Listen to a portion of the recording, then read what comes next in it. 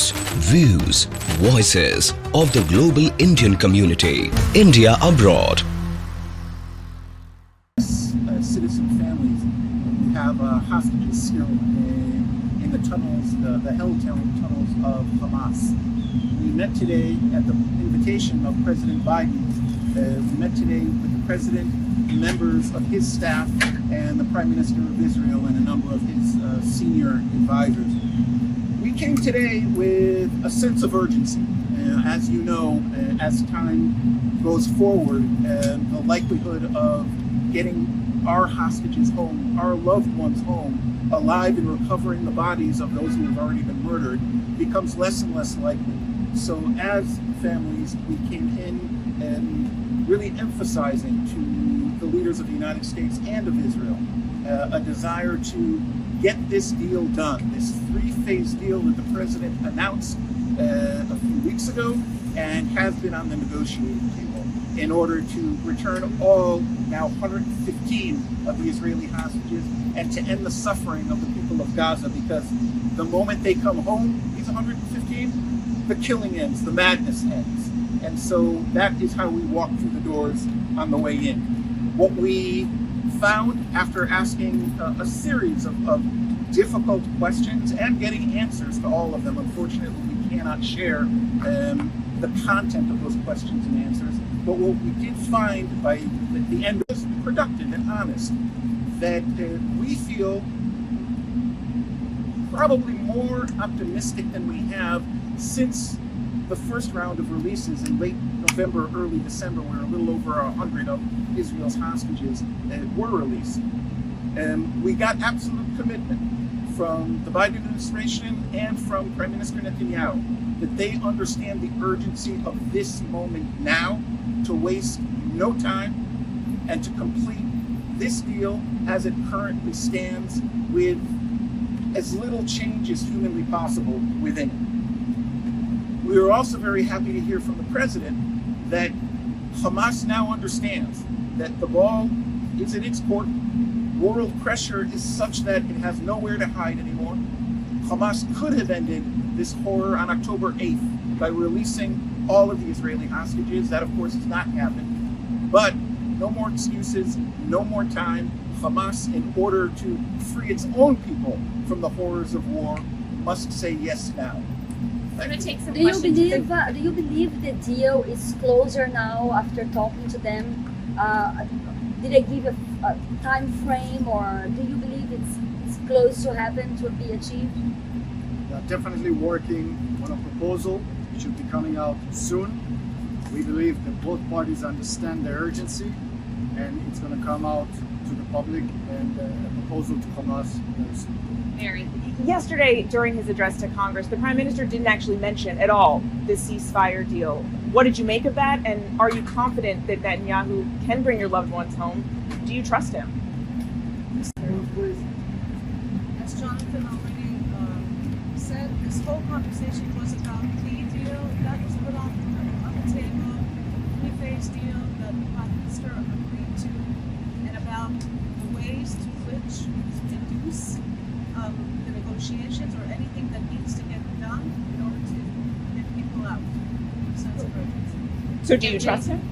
Did you all discuss today with President Biden the possibility of a separate deal to get American hostages out, or are you confident that they are fully committed to getting this current deal done?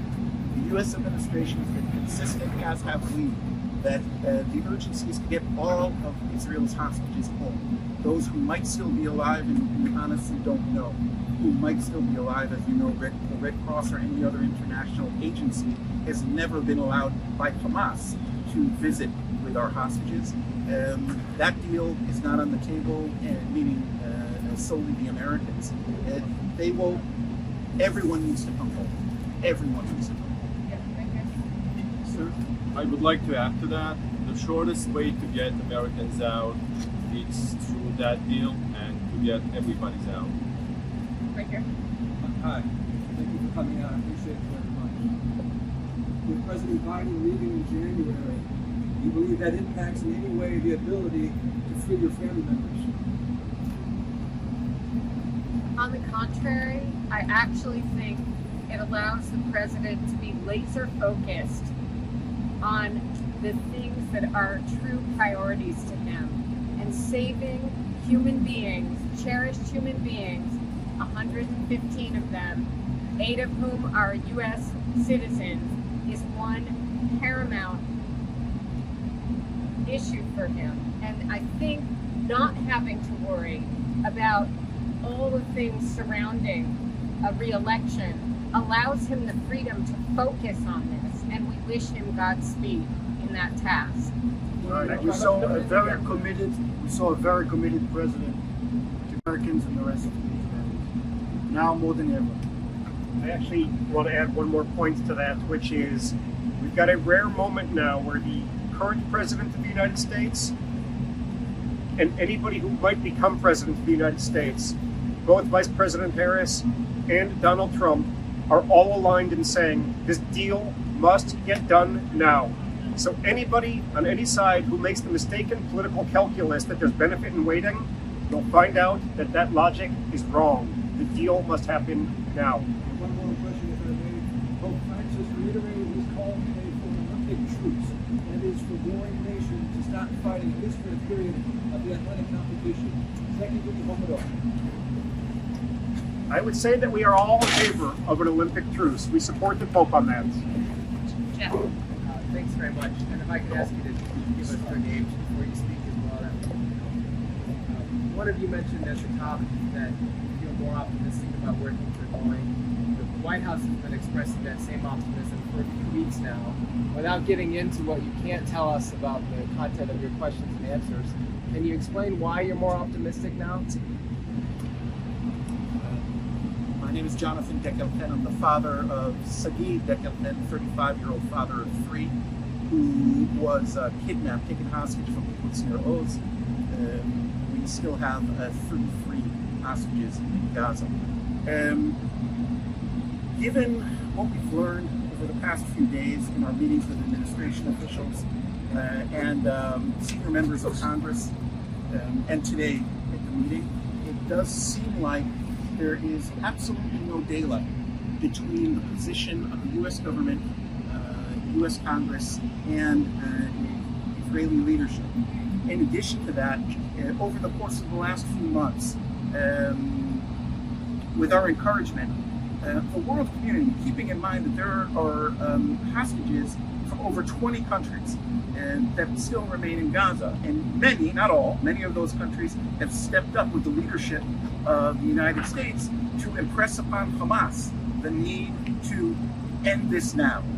And so additional military pressure that's been put on Hamas by the Israeli military and intelligence services, and the, again, ironclad commitment that we got today from our Prime Minister and from President Biden, there is more reason today than at any time since the last round of hostage releases that something can happen, and that all sides, that there is a place now to complete this 3-phase deal. Do you have a sense at all of timing as to when that might get done? That's a bit above our pay grade, I'm afraid, but we did get a commitment from the President and from the Prime Minister that both teams will be working by the hour in the coming days to put out an adjusted proposal to Hamas, and they understood completely and are partnered with us around the urgency. The cycles of back and forth get narrower and narrower so that we can get to the finish line. Again, for our loved ones, for Israel, and for the people of Gaza.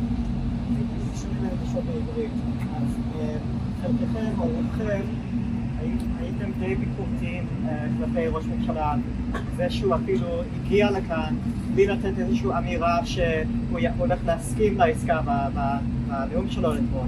אחרי הפגישה עכשיו, שיניתם את התפיסה לגביו, או שעדיין יש לו מה להוכיח? אנחנו ההורים של עומר נאוטרה, אזרח אמריקאי, ניו יורקר, שעלה לארץ, התגייס, נכתב מהטנק שלו ב7 לאוקטובר. כן, אנחנו היינו סקפטיים קצת, כששמענו את האמירות של ראש הממשלה עד עכשיו, עם מעט מאוד אינפורמציה על ההסכם. הוא רק דיבר על המאמצים שנעשים, אבל לא על ההסכם עצמו. בפגישה כן שמענו שההסכם צריך להתקדם והם עובדים עליו, לכן אנחנו עכשיו יותר אופטימיים ומקווים שבימים הקרובים תצא הצעה לחמאס, בתקווה שחמאס יקבל אותה ונוכל להתקדם סוף סוף עם איזושהי מסגרת שבה האלה שלנו התחילו לצאת החוצה ושקט יגיע לאזור. Do you have any message protesting for this now? Do you have any message for people that are protesting on both sides? Of protests.